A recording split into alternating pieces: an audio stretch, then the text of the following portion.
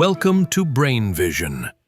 Here we're told that two asteroids of equal mass in the asteroid belt between Mars and Jupiter collide with a glancing blow.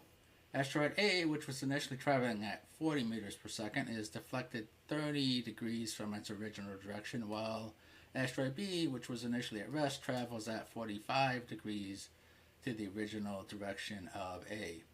We want to find the speed of each asteroid after the collision, and then what fraction of energy of the original kinetic energy dissipates during the collision. Alright, so we have a little schematic here. We have asteroid here coming in, and it hits this asteroid, and they move off. So it's just a basic conservation of momentum problem. So we have the initial momentum in the x direction is mv naught, and in the y direction there is no initial momentum. In the final state, in the x direction, we have the mass of the asteroid, or either asteroid, the mass of the first asteroid times its velocity times cosine of 30 degrees, so the velocity in the x direction, plus the mass of the second asteroid times its velocity times cosine of 45 degrees, or this component of the velocity. And then finally, in the y direction, we have the mass of the first asteroid times this component of its velocity, and then minus the mass of this asteroid times this component of its velocity.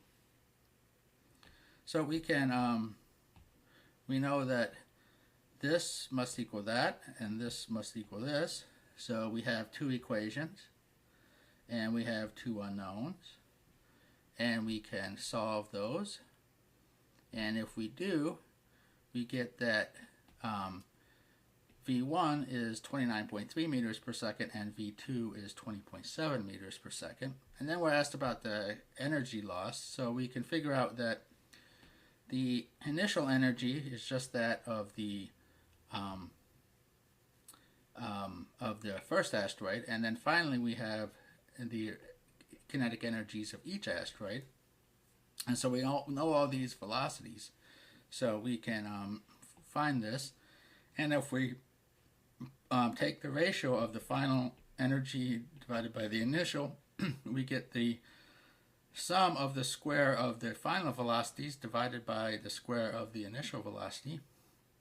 If we plug in numbers, we get that that is about 0.80, and so 20% of the energy is dissipated. It might go into elastic energy of the rocks, or breaking pieces of them. They'll go into energy into developing cracks and such. So that's where this 20% of the energy should go.